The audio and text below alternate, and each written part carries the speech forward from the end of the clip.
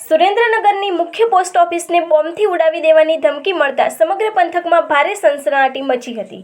Main road પર આવેલી આ પોસ્ટ ઓફિસમાં જ્યારે કામકાજ ધમધમી રહ્યું હતું ત્યારે અચાનક એક ધમકીભર્યો ઈમેલ મળતા તંત્ર દોડતું થયું।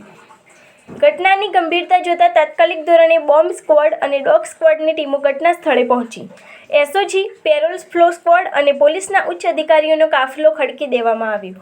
સલામતીના ભાગરૂપે ફાયર વિભાગને પણ એલર્ટ કરી દેવાયું છે। ઈમેલ મળતાની સાથે જ પોસ્ટ ઓફિસના તમામ કર્મચારીઓને સુરક્ષિત રીતે બહાર કાઢવામાં આવ્યા હતા અને સમગ્ર બિલ્ડિંગને કોર્ડન કરી તપાસનો ધમધમાટ શરૂ કરવામાં આવ્યો। આ ઘટનાને પગલે પોસ્ટ ઓફિસની બહાર લોકોના ટોળા ઉમટી પડ્યા છે અને વાતાવરણમાં ભારે ફફડાટ જોવા મળી રહ્યો છે। પોલીસ પ્રશાસન હાલ આ ઈમેલ ક્યાંથી આવ્યો અને તેની પાછળ કોનો હાથ છે તે દિશામાં સઘન તપાસ કરી રહ્યું છે। આ અંગેની વધુ માહિતી માટે જોતા રહો ભારત टाइम्स न्यूज। एक्चुअली 10:58 पे हमारे हायर हेडक्वार्टर राजकोट से हमारे पास एक फॉरवर्ड मेल आया था जिसमें पासपोर्ट सेवा केंद्र को बम से उड़ाने की धमकी थी। तो इमीडिएटली हमने जो है लोकल पुलिस अथॉरिटीज़ को, फायर ब्रिगेड को और कंट्रोल रूम को इन्फॉर्म किया। उसके बाद लोकल पुलिस अथॉरिटीज़ ने अपनी कार्रवाई की है। पूरी कार्रवाई करने के बाद अभी अथॉरिटीज़ ने क्लियरेंस दिया है कि ऐसा कुछ नहीं पाया गया।